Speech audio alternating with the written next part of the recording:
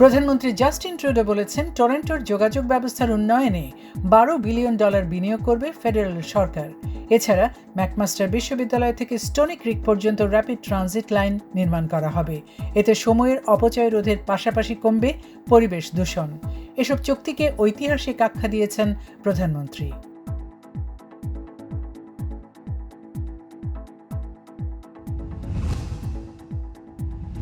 কানাডার বিমানবন্দরগুলোর উন্নয়নে কয়েকশো মিলিয়ন ডলার সহায়তা করবে ফেডারেল সরকার। নাম গোপন রাখার শর্তে গ্লোবাল নিউজকে এসব তথ্য জানিয়েছেন এক সরকারি কর্মকর্তা। এসব অর্থ ভবন ও রানওয়ে মেরামত সহ অবকাঠামো উন্নয়নে ব্যয় করা হবে। তবে এ বিষয়ে এখনও আনুষ্ঠানিক ঘোষণা আসেনি।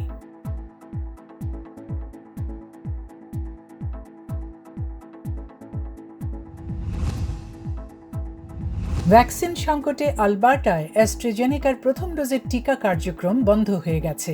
প্রদেশটির স্বাস্থ্য বিভাগ জানায়, শিগগিরই অ্যাস্ট্রাজেনেকার ভ্যাকসিন আসার সম্ভাবনা নেই, তাই অবশিষ্ট টিকাগুলোকে দ্বিতীয় ডোজের জন্য বরাদ্দ রাখা হয়েছে।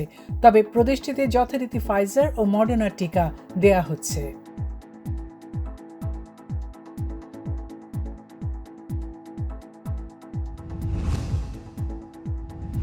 করোনার সংক্রমণ কমে গেলে এবং ভ্যাকসিন কার্যক্রম আরও জোরদার করা গেলে চলতি গ্রীষ্মেই কানাডীয় নাগরিকরা বন্ধুদের নিয়ে বারবিকিউ পার্টি করতে পারবেন। গণমাধ্যমে দেয়া এক বক্তব্যে এ তথ্য জানিয়েছেন প্রধানমন্ত্রী জাস্টিন ট্রুডো। তিনি আরও জানান, করোনার বিধিনিষেধ শিথিল করতে কমপক্ষে ৭৫% নাগরিকের অন্তত প্রথম ডোজের টিকা নেওয়া প্রয়োজন।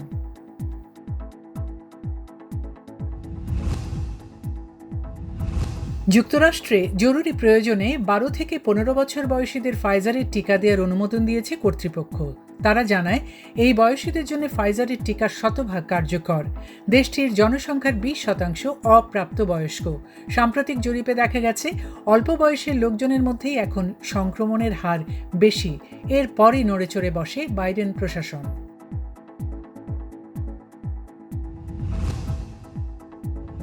যুক্তরাষ্ট্রে গেল এক সপ্তাহে ৯টি গোলাগুলির ঘটনায় প্রাণ গেছে ১৫ জনের এবং আহত হয়েছে অন্তত ৩০ জন। প্রায় প্রতিদিনই ঘটছে এ ধরনের গোলাগুলির ঘটনা।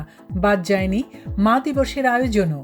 পরিস্থিতি নিয়ন্ত্রণে একাধিকবার সতর্ক করেছে দেশটির প্রেসিডেন্ট জো বাইডেন, তবে বিশেষ কোনো পরিবর্তন লক্ষ্য করা যায়নি।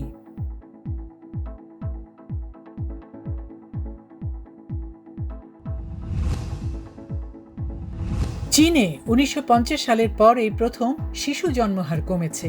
এ তথ্য উঠে এসেছে সর্বশেষ প্রকাশিত আদমশুমারিতে। জনসংখ্যার দিক থেকে বিশ্বের সবচেয়ে বড় এই দেশটি ১৯৭০-এর দশকে এক সন্তান নীতি নিয়েছিল। এরপর থেকে সেখানে জনসংখ্যার প্রবৃদ্ধিতে ভাটা চলছে। তবে ২০১৬ সালে ওই নীতি থেকে সরে আসে চীন।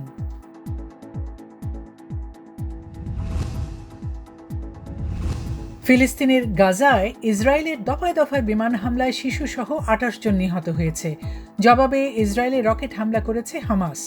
তবে ইসরায়েলের পক্ষ নিয়ে যুক্তরাষ্ট্রের পররাষ্ট্রমন্ত্রী অ্যান্টনি ব্লিনকেন হামাসকে রকেট হামলা বন্ধের আহ্বান জানান। এদিকে ইসরায়েল ও ফিলিস্তিনের মধ্যকার চলমান সংঘর্ষ ইস্যুতে জাতিসংঘের নিরাপত্তা পরিষদে জরুরি বৈঠক হয়েছে। ভারতের বিহার ও উত্তরপ্রদেশের সীমানায় গঙ্গা নদীতে প্রায় ২০০টি মরদেহ ভেসে উঠেছে। যদিও স্থানীয় প্রশাসন মাত্র ৪৪টি মরদেহ পাওয়ার কথা স্বীকার করেছে।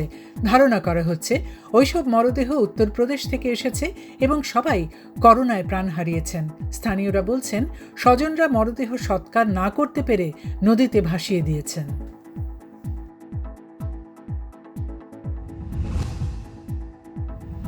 লা লিগার ফাইনালে ৩ ম্যাচ আগে বার্সেলোনা ও আতলেতিকো মাদ্রিদের জন্য দুর্ভাবনার বিষয় হয়ে দাঁড়িয়েছে খেলোয়াড়দের হলুদ কার্ড। বার্সেলোনার ৬ ও আতলেতিকোর ৫ জনের সামনে নিষেধাজ্ঞার শঙ্কা। আর একটি করে হলুদ কার্ড দেখলেই পরের ম্যাচে নিষিদ্ধ হবেন তারা।